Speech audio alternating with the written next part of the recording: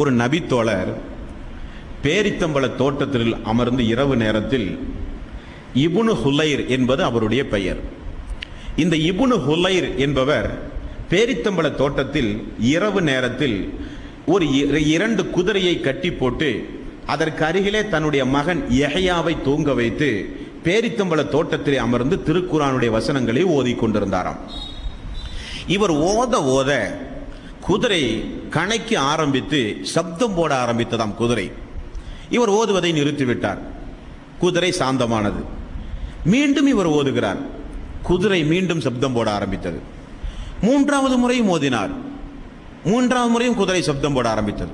இவர் எங்கே தன்னுடைய மகன் உறங்கிக் கொண்டிருக்கிற யஹ்யாவை அந்த குதிரை மிதித்து விடுமோ என்பதற்காக வேண்டி ஓதுவதை நிறுத்திவிட்டு குதிரைக்கு பக்கத்திலே போய் நின்று பார்த்தாராம். அங்கே ஒரு வெளிச்சம் அடித்ததாம். வானத்தை பார்த்தாராம். மேகமெல்லாம் திரண்டு வந்து கருநிறத்து மேகமாக திரண்டு வந்து மேகத்தினூடாக ஒரு ஒளியை பார்த்தாராம். நன்றாக பார்ப்பதற்குள் அந்த ஒளி சென்று விட்டதாம். காலை பொழுதில் நபிகள் நாயகம் ஸல்லல்லாஹு அலைஹி வஸல்லம் இடத்திலே நடந்த செய்தியை இப்னு ஹுலைர் என்று சொல்லப்படுகிற பிரசித்தி பெற்ற இந்த நபித்தோழர் சொல்லுகிறார். ரசூல் ஸல்லல்லாஹு அலைஹி வஸல்லம் அவர்கள் சொன்னார்கள், தொடர்ந்து நீங்கள் ஓதிக்கொண்டே இருந்திருக்கலாமே, அந்த ஒளி உங்களுக்கு அருகில் வருகிற வரை. என்ன யா ரசூலல்லாஹ்? அதுதான் அல்லாஹ்வுடைய ரஹமத்தை இந்த பூமியில் இறக்குகின்ற மலக்குமார்கள். ரசூல் ஸல்லல்லாஹு அலைஹி வஸல்லம் அவர்கள் சொன்னார்கள்.